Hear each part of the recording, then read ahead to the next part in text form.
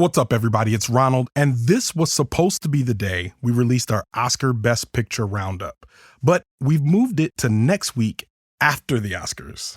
Now, I know that puts us a little bit behind other film review podcasts that will do their content leading up to the big night, but I realized that for me, it was more important to talk about this week's movie while it's still fresh in people's minds than it was to talk about Oscar movies, some of which have been out of the theater for months. They'll still be relevant to talk about next week after all the awards have been given out, so we'll officially release that episode in the main feed next week. Now, unofficially, that episode is available on Patreon, along with the full review of Women Talking, which will live there as a Patreon exclusive. So for Patreon subscribers, you can go listen to both of those episodes right now. For everyone else, that episode drops in the main feed next week. But for now, enjoy this review of Creed 3. I'm Ronald Young Jr., and I'm leaving the theater.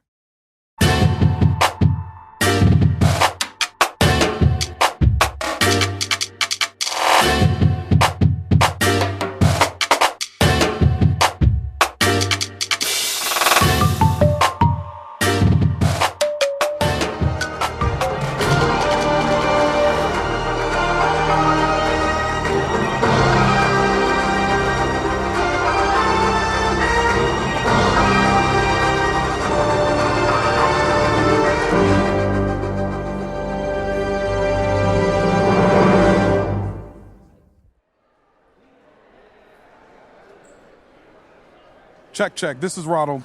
All right, this is Ronald, and I am leaving the theater after seeing Creed 3. Creed 3. Written by Keenan Coogler and Zach Baylin, directed by Michael Bay Jordan, starring Michael Bay Jordan, Tessa Thompson, Jonathan Majors, Wood Harris, Florian Munteanu, Phylicia Rashad, and Mila Davis Kent.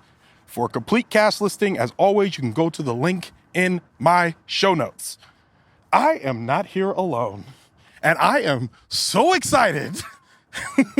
I am twirling in circles for the return of our boxing coordinator, master storyteller herself, Nichole. That's it. It's just Nichole. Nope, that's just Nichole. She is here. Welcome back, Nichole. Oh my gosh, thank you. Hi. She flew in specifically just to do this. Just for this, and then I fly out immediately. Yeah, we're actually standing on the tarmac right now. So, yeah, that's what you hear. Yep, you heard that? Tarmac. Yep, that was tarmac going by. It was driving by the tarmac. Tarmac sounds. Welcome back, Nick. How are you feeling? I'm feeling great after this wonderful movie. Ooh. I already gave it away. Okay, so let's just start off. Tell me about your relationship with boxing, and then we'll get into the movie. Okay, so I think maybe for 6 or 7 years, I have been training. I've sparred a couple times. I have never fought, but I love boxing. It is a big part of my life. It's some of my closest relationships come from it, and I love it so much. Amazing. And it didn't even occur to me when I asked you to watch this movie about your relationship with boxing. They were in separate camps in my mind. So it wasn't that I didn't say, oh, this would be a good movie for us to watch together for that reason. It was just like, you're in town. I was like, oh, want to come watch Creed?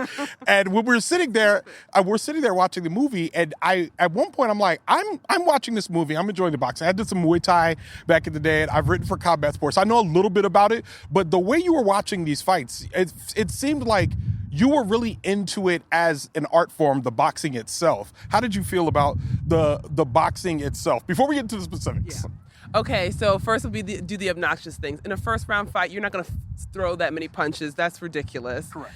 Way too much energy in the 12th round. Nobody has that kind of energy in the 12th round. They're doing 12th round tricks in the first round, but it was beautiful. I think they both had a very unique style.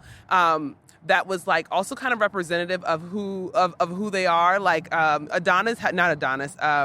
Jonathan Majors. What was his name? That was Damien. Dame had he uses a shell, a Philly shell, which is like real street. It's like, and Adonis fights like straight up, like a little corny good boy, like how he is.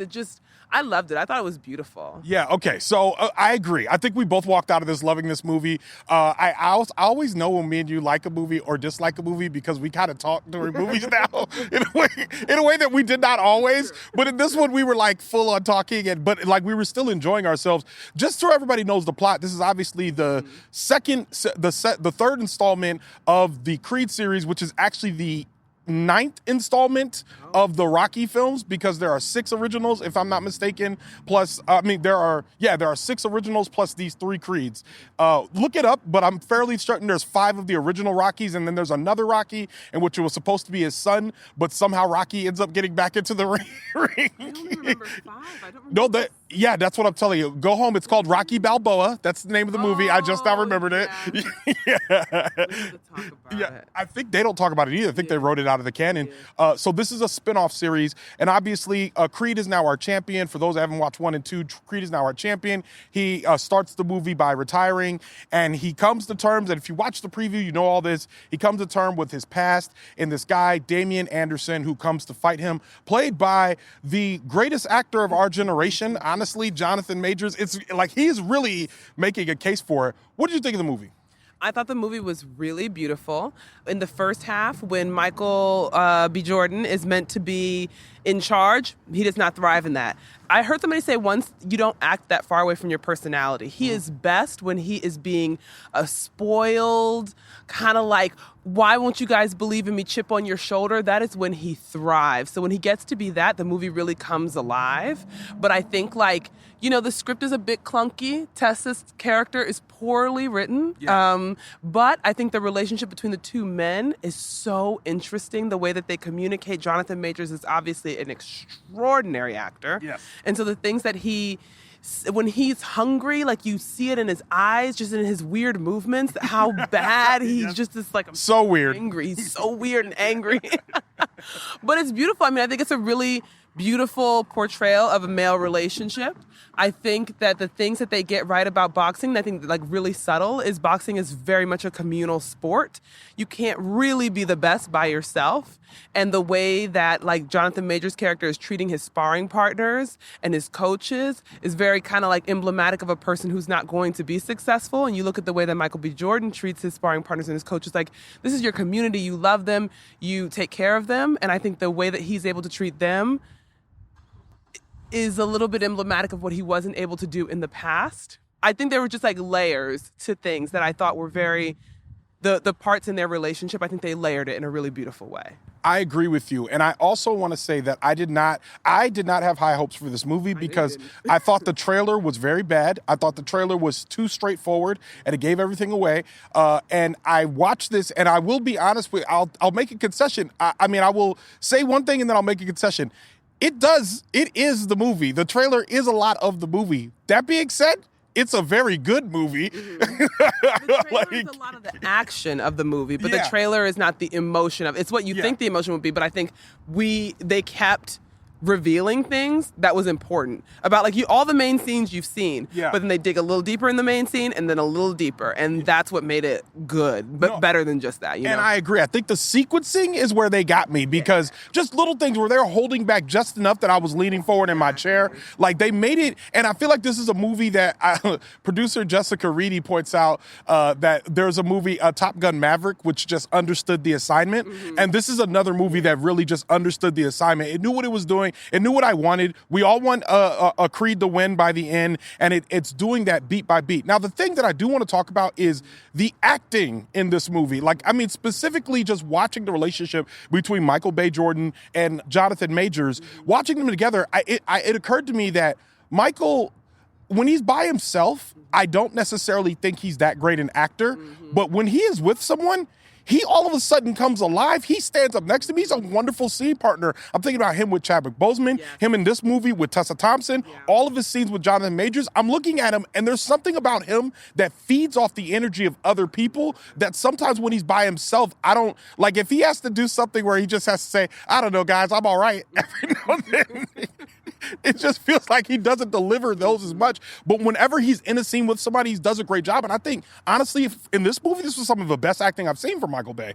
I think once he got to be chip on his shoulder, then it was great because I think that he is best when he's playing second fiddle and upset about it. Yes. And when he's playing second fiddle and needs to be told that that's where you belong. So like Tessa and him, their relationship, I mean, the first Creed is just stunning. Like, Beautiful. just like, and when she was a much more developed character in that, and the dialogue was more well written for her. Yes. And when it's kind of just the two of them, he's able to be, he's like a spoiled brat kid that's just the best that is the character he is born to play. Yes. And when she's able to be like, you're being a baby or like step up or whatever, that's great. Yeah. In this one, it was too clunky. It was cutesy. We're doing overly cute family scenes, overly cute. Like I think he has some corny instincts because he's kind of a corny guy, and that's okay. Yeah. But in the direction, you can see some of those corny instincts, and that kind of is not so great, and his acting is less there. But when he is with like a strong scene partner and he is getting to play second fiddle to them, believable, beautiful, it's perfect. It's tough because, especially with the Tessa Thompson portion, I remember I was tricked, and you pointed out something that kind of just snapped me back to earth just now. But I was tricked because by the time you get to there's a conversation that she has with Creed just before the third act of the movie, right after a very significant funeral. She's sitting there next to him, and she starts revealing stuff about her character that they did not say earlier in the movie about her feelings and how she felt about how things were going for her and her relationship and all of that. And it fooled me at that moment into being like, oh, yeah, okay, great. They did build out her character, but they didn't. You're right. They only did it in that scene. And if you look at what they did with her in the first one, not the second one, but in the first one, if you look what they did with her, they really like fleshed her out a bit. And I think they're counting on audiences to be counting on Creed 1 in order to build out this character. But I remember at one point sitting down in this movie and saying, I don't really want to weigh this against the other ones that much because I just want to enjoy the experience I'm having now. And it did a good job of that. But as for her characterization, I don't think they did a good job at all. Yeah, they plant the seeds. Well, what they do that I think was really well done is that Jonathan Majors is able to see that Tessa Thompson is probably hungry because he's hungry. Yeah. And so he's able to kind of like suss that out. The problem I have with that scene before Act 3 is that she then delivers a chunky block of exposition. Yes. That is like, don't deliver blocks of exposition at this moment. Yeah. And then I think that Michael B. Jordan's acting in that scene, though, was extraordinary. Yes. But he had better dialogue. Because Yes. Tessa Thompson is an amazing actress, but she didn't have, but that's such a small thing because primarily they wrote her as his support, as his emotional, and not entirely, that's not all. She's not his only emotional release, but that is her primary role. Yes. And so it's always going to be poorly written because a human is more than that. And also I think like thinking about the ways in which that Jonathan Majors was acting with her, you're right. They were trying to bring out something like the connection that they had about the hunger. But now that I'm thinking about it, I'm realizing they were doing it more for the Dame Anderson character more than they were for Tessa Thompson's character, which that's definitely a problem. Yeah. And so I think there were little things like that. And those weren't the only problems with the movie for me. I think also they like literally were doing a bunch of parts of the plot where they're like, oh, look over there, he's champion. Like, you know what I mean? They were like blazing parts of this the script where they're just like, don't worry about it. And I wish they would have just honestly just put like Michael B. Jordan in a cut-in scene, just saying, "Hey, listen, just suspend your disbelief. Like it doesn't even matter, does it? Like just you know what's about to happen. Like let's just get there." And I feel like I still would have forgiven it, but there was a couple times in there where I was just like, I don't know. Like for instance, the fact that one of the fighters, like there's a fighter in the movie that is fighting dirty, and it becomes a large plot point of the movie, but it also is largely ignored. Even though it's widely paid attention to by everyone except for the people that need to see it. How did you feel about that? I mean, it's just like not fun to see. That really made me angry. But that's beautiful. That's like really well done because it was making me furious to watch him fight dirty like that. Yeah. I mean, I think though, like there's so much you communicate in boxing and there's so much you communicate in the way you do it and the way you treat the people around you. And so it was frustrating to see that continue to happen and just be like an understood thing. Yeah. I think that, like, here it is. The beats were hit too loud sometimes. He doesn't need to keep doing it for us to understand. Yeah. We don't need, at the end, there is a beautiful sequence that I really do support. Yeah. I thought, because you can really see the punches, you can really see the movement. Those men move beautifully. They looked beautiful, like amazing. Yeah.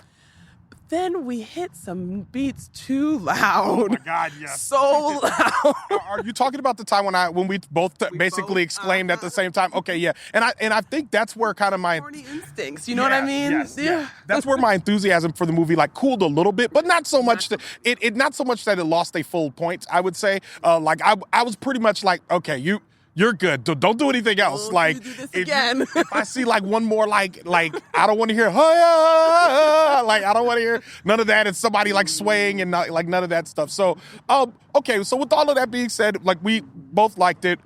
What do you give this movie out of 5 stars? You haven't rated a movie in a while. You might be rusty. What? We do 5 stars here. How dare you? And we do half stars and percentage stars. I don't believe in half stars. Okay. Well, you can do whatever you like here. Thank you. But it has to be out of 5 stars. Okay. I'm going to give it 4 stars. It was so enjoyable. I think it was a well-told story. I'm giving Michael some extra points because it's his directorial debut. I think that they did a beautiful job with boxing. I love that they had some of the like people from the boxing community in it. I thought it was really pretty. I thought it was a pretty movie. This movie is fantastic. This is a 4-star movie. This is 100% a 4-star movie. Honestly, there was a few times where I was like, it's creeping up. It's creeping up past the point. That's a bit much now because the dialogue. It hit its ceiling. Don't worry. Like it hit its ceiling, obviously. But there was a few times in there where I was like, okay. And yeah, this is obviously a 4-star movie. I would watch more from Michael B. Jordan. I don't know if I want to see him writing. I would watch him direct again. He put us in good hands. And obviously, Ryan Coogler was in his ear. Proximity Media, I think, produced this movie, if I'm not mistaken. So Ryan Coogler was around, and his brother wrote the movie. So Ryan Coogler was somewhere in the building. And this movie was better than the second one, I think. I agree. So, I mean, yeah, I think it was a great job. Is there anything you did not say that you wanted to say? Oh, my gosh. It just is like... It's just so nice. And I just have to like stress, boxing is a very corny and communal sport. Mm-hmm. And so people do stop each other and say corny, hype up words like believe in yourself and shoot for the moon, whatever. Yeah. And I think that they just captured all that well. I think that it is like a really emotional, passionate, loving sport. And I think they captured that beautifully. That's awesome. Nic, do you want to plug anything before I let you go? Okay, yes. Well, I've been working on a show. It's called I Am America with Tracee Ellis Ross. Tracee Ellis Ross. Don't let her glide by that. Tracee Ellis Ross, y'all.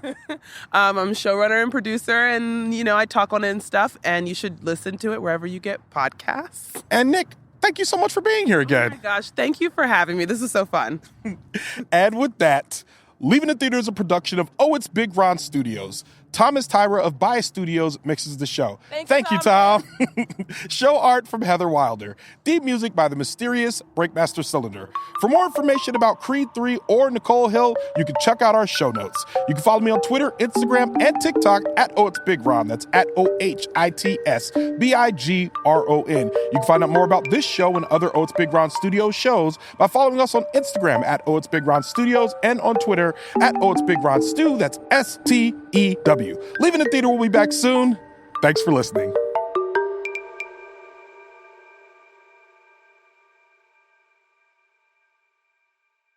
Listen to it wherever you get podcasts.